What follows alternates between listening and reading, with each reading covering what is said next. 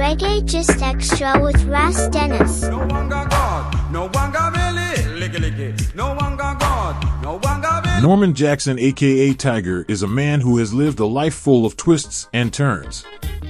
From chart-topping hits like When and No Wanga Gut to a near-fatal accident that threatened to end his career, Tiger's story is one of incredible resilience and a never-say-die attitude.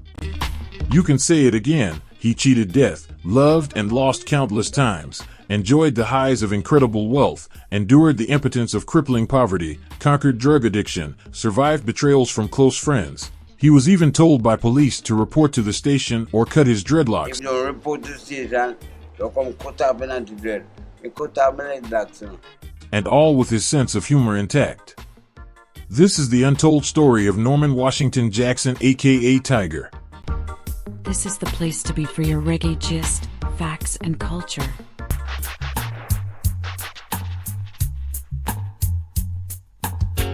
Tiger, first recorded as a singer under the name Ranking Tiger, his first single being Why Can't You Leave Dreadlocks Alone in 1978.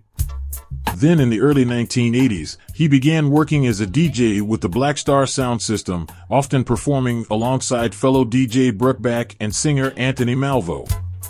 Then he blew up like a Roman candle in 1985 with several local hits including No Wanga Gut and No Puppy Love.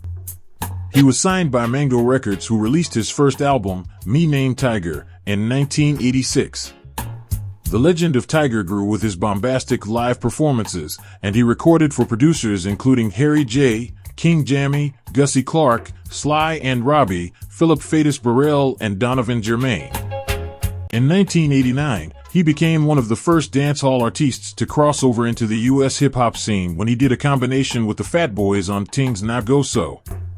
Success continued in the 1990s, and he was signed by Columbia Records' short-lived Chaos imprint. His only album for the label was Claws of the Cat in 1993. In the early 1990s, he scored big with the hit song, When.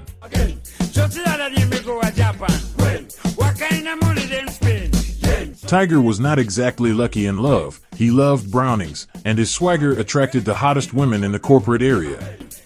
The mother of his two eldest children abandoned him and her children and fled overseas. Tiger raised his kids by himself, and with his success, he became a high roller, perhaps the first DJ of his era to own a Mercedes-Benz. Ironically, one of his longest relationships was with Donna Thompson, with whom he had a relationship for almost 14 years. She had met him only a few months before his accident, but remained with him through the tough years, helping to raise his kids as he battled with high medical bills and poverty. Eventually, a few years after the insurance settlement, both he and Donna Thompson went to live in England for almost 5 years, but he returned home to Jamaica without her, with only £30 in his pocket. He is the portrait of a man haunted by all the tough cards that he has been dealt in life, and the poor choices that shadow his days.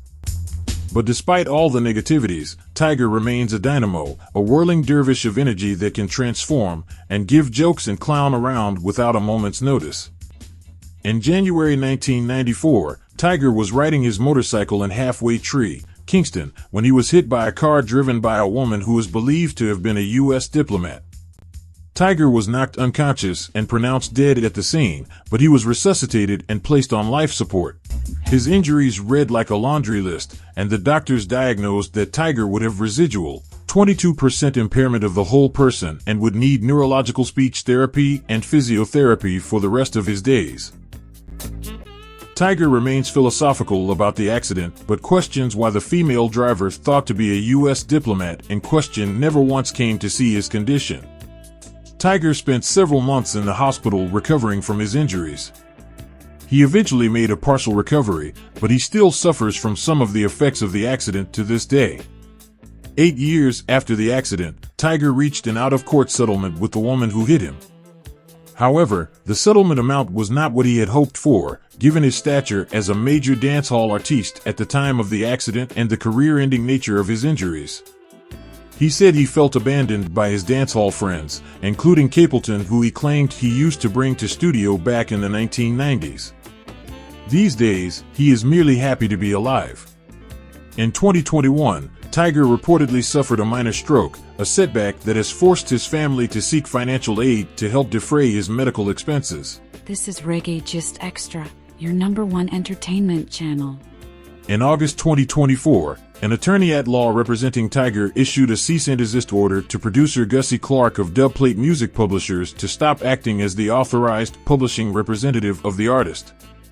The letter further warned that any such registration or representation by your companies is without his knowledge, consent, or permission and, therefore, constitutes an unauthorized and illegitimate act. However, Augustus Gussie Clarke, head of Dubplate Music Publishers, reacted with surprise and incredulity at the allegations that there was no understanding of a signed agreement.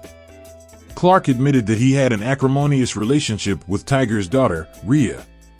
"I have blocked Rhea from my phone for the last 2 years because I am of the personal view that she is acting in the interest of herself, and I hope that all of Tiger's other children are aware and are party to anything that she is doing if it is unknown to them," Clarke warned. He also suggested that these moves by Rhea would only harm Tiger's future financial situation. Clarke was particularly surprised that Tiger's daughter would deny prior knowledge of any agreement with Tiger when that was the basis on which he had been providing financial support all these years. Clarke said that he had set up an account at a local bank for Tiger to collect his royalties from PRS, Performing Rights Society, and gave Rhea a debit card to the account to which he also has access. In the meantime, Tiger's attorney is pressing along, demanding a full accounting of publishing monies collected by Dubplate Music Publishers on Tiger's behalf. The letter further demanded that Clarke provide all accounting records, documents, and any other materials related to Mr. Jackson's publishing and copyrights herein. The letter vowed that legal action would be pursued if the demands were not met. That's all we got for you in this episode, and thanks for watching. Do remember to subscribe, give it a like, and post a positive comment in the comment section below, and I'll see you again very soon for another crucial video. Many thanks for watching Reggae Gist Extra with Ras Dennis.